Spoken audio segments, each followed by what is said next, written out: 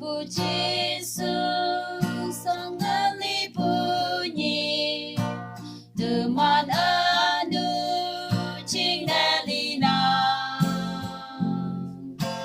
ili buwe ayen sakokna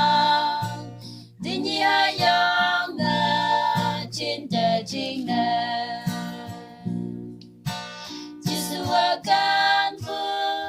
kawang halampang teman cinta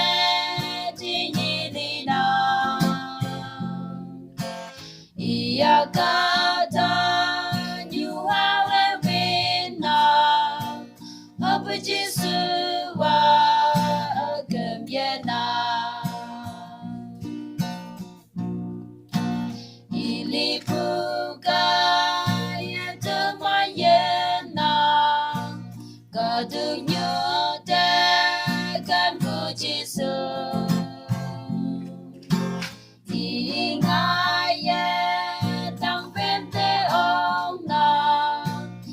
Lumayan lang na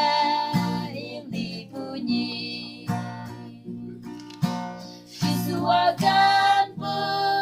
kawang halampang Tumanjing na tingilinang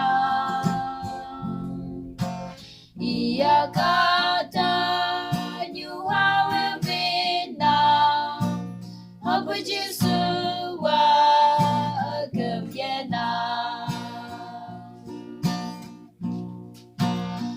mong chẳng mẹ mình phi vây tay nàng isang puday tao cơ mà tang pem pi pa yang nên ong nàng ya sanya li pu tôi nhu ngô nàng Yesus akan kawang halampang teman cinta dinyilinang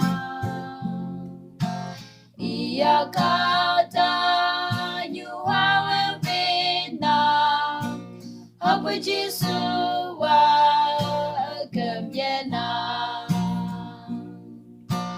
teman etai ha ayan kawan